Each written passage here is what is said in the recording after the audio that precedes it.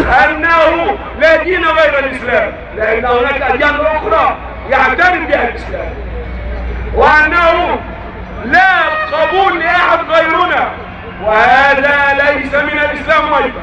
فالإسلام يقر بوجود المخالفين في الشرع وفي الدين وفي العقيدة، ويحترمهم ويحفظ كرامتهم ويمنعهم وكل حقوقهم في ظل شريعة الإسلام. الإسلام هو الحل، الإسلام هو الحل، شرع الله عز وجل، شرع الله عز وجل. الإسلام هو النور، الإسلام هو النور، القرآن هو الدستور، القرآن هو الدستور. فالأساس الدين المقصود به هنا ونحن نرفضه أنه لا دين غيرنا، هذا خطأ. لا يصح أن يعتقد أحد غير عقيدتنا، هذا خطأ. لا مكان ولا حق لأي أحد يدين غير الإسلام، هذا خطأ، وهذا ليس من الإسلام. ويتعللون بالمواطنة.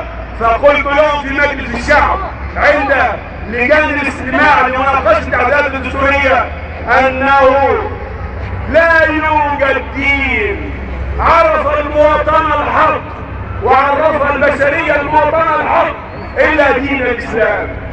واقرأوا وثيقة المدينة، واقرأوا كيف كان رسول الله صلى الله عليه وسلم تعايشه مع اليهود. واقرأوا أهل مصر وشعب مصر كيف فعل الإسلام في مصر، وكيف كان حال إخواننا المسيحيين في مصر عندما دخل الإسلام.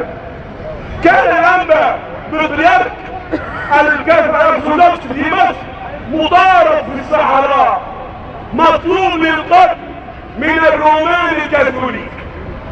وكان هذا العصر يسمى في التاريخ المسيحي بعصر الشهداء لكثرة ما قتل الكاثوليك الرومان من الأرثوذكس المصريين.